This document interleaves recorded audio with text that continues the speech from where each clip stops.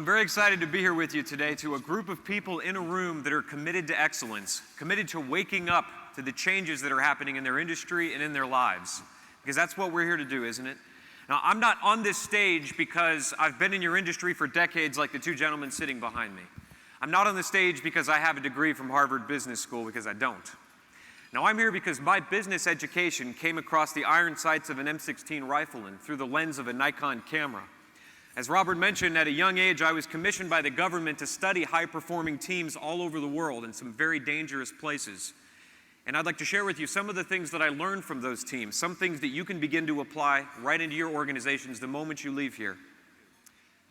But yet so many business leaders give me similar stories all the time, all around the world. They tell me, Shawn, we were at the top of our game in our industry. Our competitors were miles behind us. I had a great team under me. And I woke up and everything had changed. The competition had caught up. My senior leaders are retiring. And I have to manage these millennials. When most people encounter a change or a problem, the first question they ask themselves is, whose responsibility is it? Do I give this to my boss? Do I give it to one of my direct reports? Or do I deal with it myself? High-performing organizations don't do that. Instead, they ask themselves a different question.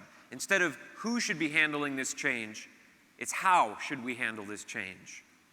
They look across their organizations for the people most skilled in handling that change, with the most experience in that area, and they put them together in a team to make sure that change does not have any negative effects on their organization. And if that means the CEO is in a room with the janitor working something out, that's what that means. Because they know that it's not about how do we get things done, so much as it is getting them done the right way, right? And you may say, Shawn, we do that at our company. We're the exception. We tell our people about our strategy. How often do you do that? Every week? Every month? At a quarterly review or at a biannual picnic?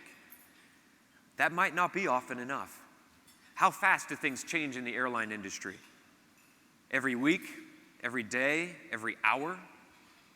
If your people are chasing a goal that is out of date, if their finish line has moved on them, they will not be able to pivot. And any change that enters will destroy your plan because they're executing on an old objective. For high-performing teams, the teams that I was paid to study, they realized that intelligence is currency. It kept them alive on the battlefield. It's literally currency for you and your organizations because it's currency you can put back into your bottom line.